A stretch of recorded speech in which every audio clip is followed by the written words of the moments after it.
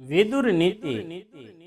विदुर जी बोलिया, हे राजन, पंडित बुद्धिवाळा मनुष्य यथाशक्ति कार्य करवानी इच्छा करे छे अने यथाशक्ति कार्य पण करे छे। तेओ न तो कोईने व्यक्ति के वस्तुनी अवगणना अपेक्षा करे छे, न तो अवमूल्यांकन करे छे, अर्थात कोईनो तिरस्कार करता नथी के कोईने तुच्छ समझता नथी। जे जल्दी समझी जाय छे, बीजानी वातोने धीरजथी राखी पूरे समय आपीने सांभળી લે છે।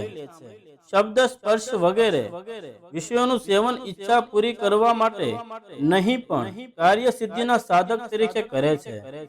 जे वगर पूछे पोतानो अभिप्राय व्यक्त करतो नथी के पोतानी सम्मति आपतो नथी। जे वर्णन बोलावीए पराया काममां दखल करतो नथी। आ बधा डाह्या माणसना लक्षण छे। पंडितो जेवी बुद्धिवाळा लोको अप्राप्य वस्तुनी इच्छा करता नथी, તેમજ નાશ પામેલી વસ્તુ વિશે શોક કરતા નથી।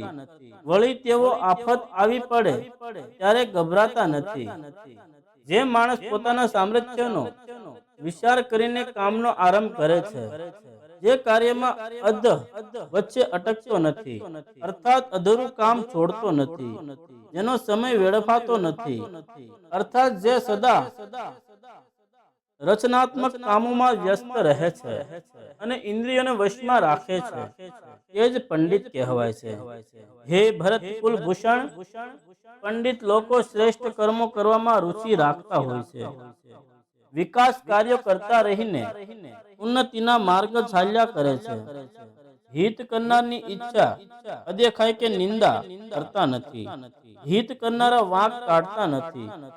जे पोताना सन्मानथी फूलाय जतो नथी के अपमानथी दुखी थतो नथी।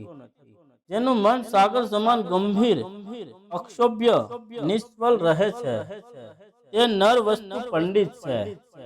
जे मनुष्य बधा प्राणीओनी जीवन शैली तथा क्षण भंगुरताने तथा बधा भौतिक पदार्थोना गुण धर्मोने जाणे छे, जे सर्व प्रकारना कार्यो करवानी विधि युक्त तेने जाणे छे, वળી જે મનુષ્ય કાર્ય સિદ્ધિ માટે આવશ્યક સાધનો વગેરે મેળવવાની વ્યથા કરી જાણે છે, તે જ પંડિત કહેવાય છે। જય શ્રી કૃષ્ણ।